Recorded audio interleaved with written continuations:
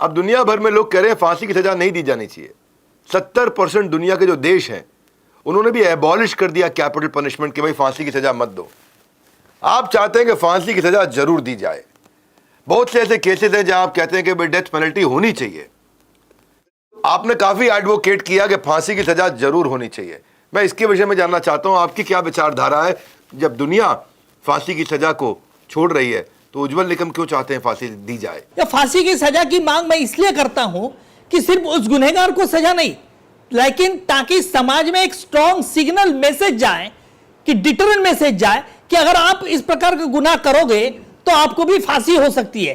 क्योंकि deterrent sentence has dual purposes, once to deter the very criminal and also to give the strong message to the like minded people. Ujjwal ji, मेरे आपसे अगर permission मिले तो मैं आपके साथ एक फास्ट ट्रैक रैपिड फायर करना चाहता हूं। जी उज्जवल निकम जी, मेरा पहला प्रश्न, आपकी सबसे बड़ी इंस्पिरेशन कौन है? मेरे पिताजी। ओके, आपके पिता खुद भी जज रहे हैं, बैरिस्टर रहे, आपके बेटा भी लॉयर है, तो ऐसी क्या कॉमन चीज है आप तीनों में जो लगता है कि वो आप तीनों के अंदर है? निडरता और प्रामाणिकता। आपका एक ग्रेट रिकॉर्ड रहा है कि जब भी प्रोसिक्यूट कराना हो, मतलब टेररिस्ट को पकड़ना हो हाई प्रोफाइल लोगों में, तो बड़े बड़े धमाकों में आपने इंसाफ तो दिलाया है, पर इंसाफ की वजह से क्या किसी ने आपको कभी धमकाया है? हाँ बिल्कुल धमकाया।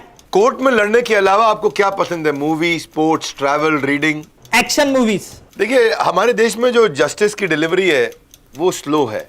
आप अग्री करते हैं कि डिसएग्री करते हैं? बिल्कुल मैं एग्री करता हूँ, स्लो है। और क्या आप ये अग्री करते हैं कि justice delayed is justice denied? हाँ बिल्कुल, justice delayed is justice denied, इससे भी मैं एग्री करता हूँ। अगर आप लॉयर नहीं होते तो आप क्या बनते? मैं डॉक्टर बनता। पद्मश्री उज्जवल निकम को क्या कभी सच को बाहर निकालने के लिए झूठ बोलना पड़ा?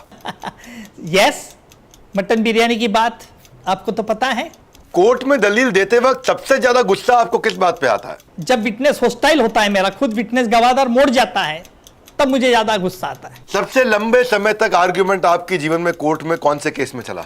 अजमल कसाब के केस में और 93 ब्लास्ट केस में। सबसे टफेस्ट क्रिमिनल आपको कौन सा डील करना पड़ा? अरे बड़ा टफ क्रिमिनल आदमी है। ओ डेकॉइटी विद गैंग रेप, जिसमें कोठेवाड़ी में गैंग रेप हुआ था। वैसे आप देश के एकमात्र ऐसे लॉयर हैं जिसको जेड सिक्योरिटी मिला है, क्योंकि जिस तरह के केसेस आप लड़ते हैं आपके ऊपर हमेशा थ्रेट रहता है, खतरा रहता है। 30 सालों में पिछले उज्जवल निकम को कभी डर लगा? नहीं, कभी डर नहीं लगा। मेरा जन्म हनुमान जयंती का है, मैं डर किससे करूं? मैं लंका दहन कर देता हूं। लंबा एक्सपीरियंस रहा है आपका और बहुत से केसेस आपने लड़े।